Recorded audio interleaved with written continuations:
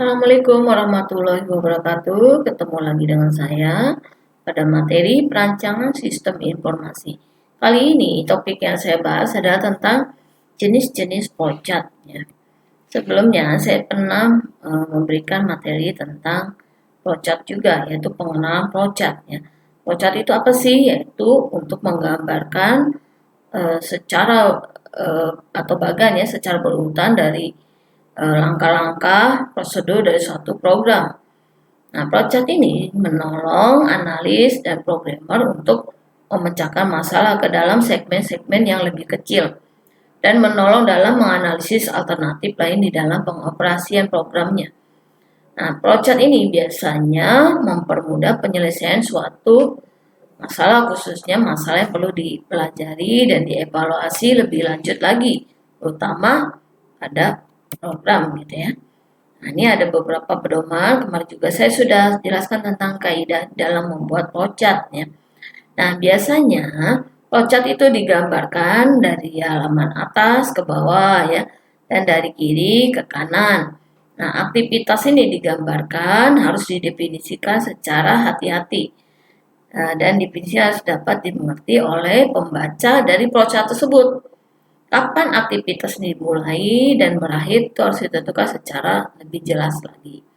Sehingga nanti langkah dari aktivitas itu harus diuraikan dengan menggunakan yaitu deskripsi dengan kata kerja ya. Kemudian setiap langkah dari aktivitas juga harus berada pada urutan yang benar. Gitu ya. Kemudian lingkup dan rank dari aktivitas yang sedang digambarkan juga harus ditelusuri lagi dengan lebih hati-hati. Kemudian gunakan juga simbol-simbol flowchart yang standar ya. Nah, berikut ada jenis-jenis flowchart ya. Kemarin juga saya sudah sampaikan ada flowchart sistem, udah ada flowchart program ya.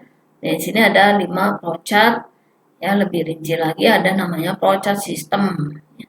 Ada paperwork, ada flowchart skematik, ada flowchart program, dan ada flowchart proses. Anda bisa lihat di flowchart sistem itu nanti saya ada gambarnya, yaitu merupakan bagian yang menunjukkan alur kerja atau apa yang sedang dikerjakan di dalam sistem tersebut secara keseluruhan dan menjelaskan urutan dari prosedur-prosedur yang ada di dalam sistem. Nah, gambarnya seperti ini, yaitu flowchart sistemnya ada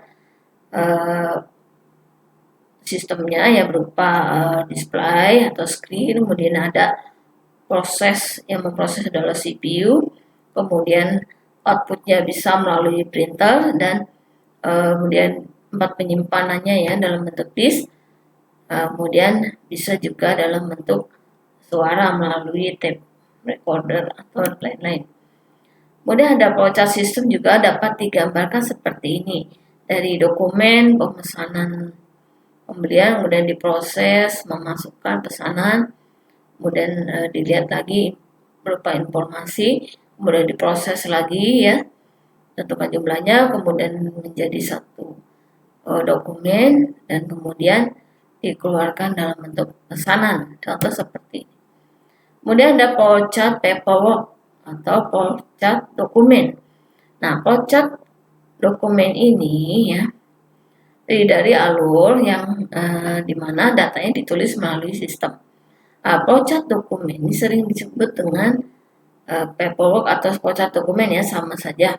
Kegunaannya adalah untuk menelusuri alur POM dan laporan sistem dari satu bagian ke bagian lainnya. Baik bagaimana itu alur POM dan laporannya diproses dan dicatat serta disimpan. Nah, Anda bisa lihat gambaran seperti ini nih, flowchart dokumen sistem baru dalam calon anggota perpustakaan contohnya. Itu ada entitas anggota, administrasi, dan kepala perpustakaan. Nah, alurnya itu dari kiri ke kanan ya. Dari formulir yang oleh anggota, dokumen dari anggota sumbernya, kemudian diisi oleh anggota, kemudian jadilah formulir yang sudah diisi, kemudian diteruskan, dialirkan ke bagian administrasi, formulir tersebut kemudian diproses hingga menjadi dokumen kartu anggota, kemudian formulir itu diarsipkan gitu ya, dan seterusnya aliran dokumennya adalah masuk kepada entitas kepala perpustakaan, yaitu anggota kartu anggota, kemudian disimpan ya, dicatat, kemudian kartu anggota ini kemudian disampaikan lagi, dialihkan lagi ke bagian atau ke entitas administrasi, dan kemudian diserahkan kepada atau dialihkan lagi kepada entitas anggota. Nah, contohnya gitu ya. Pertama, masukkan data calon anggota dulu ke dalam komputer kalau mau menggunakan sistemnya. Kemudian proses pengisian datanya oleh bagian administrasi ya. Kemudian baru divalidasi oleh kepala perpustakaan. Nah, outputnya adalah kartu anggota. Kemudian ada flowchart namanya skematik. Nah, ini mirip dengan flowchart sistem yang menggambarkan suatu sistem atau prosedur. Nah, flowchart skematik ini bukan hanya menggunakan simbol-simbol flowchart standar, tapi juga menggunakan gambar-gambar komputer atau pom-pom rata lainnya yang digunakan di dalam sistem. Kemudian ada flowchart program. Flowchart program ini dihasilkan dari flowchart sistem. Flowchart program merupakan keterangan yang lebih rinci tentang bagaimana setiap langkah program atau prosedur ya sesungguhnya itu dilaksanakan. Nah, flowchart ini menunjukkan setiap langkah program atau prosedur di dalam urutan yang tepat saat terjadi. Nah, flowchart program dapat digambarkan seperti ini. Ingat, dimulai dengan start ya, kemudian dilanjut dengan input, kemudian proses penulisan ya, input itu penulisan, kemudian lanjut ke proses ya, kemudian di sini ada contohnya output, dilanjutkan dengan decision, kemudian end. Nah, decision ini bisa Anda tambahkan untuk pencabangan ya dan tidak gitu ya. Kemudian flowchart proses contohnya seperti ini, simbol-simbolnya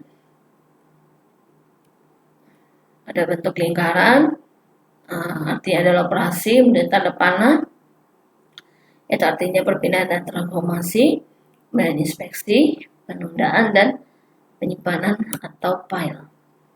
Kemudian simbol-simbol flowchart yang sering dipakai adalah simbol-simbol flowchart yang standar yang dikeluarkan oleh ANSI atau ISO.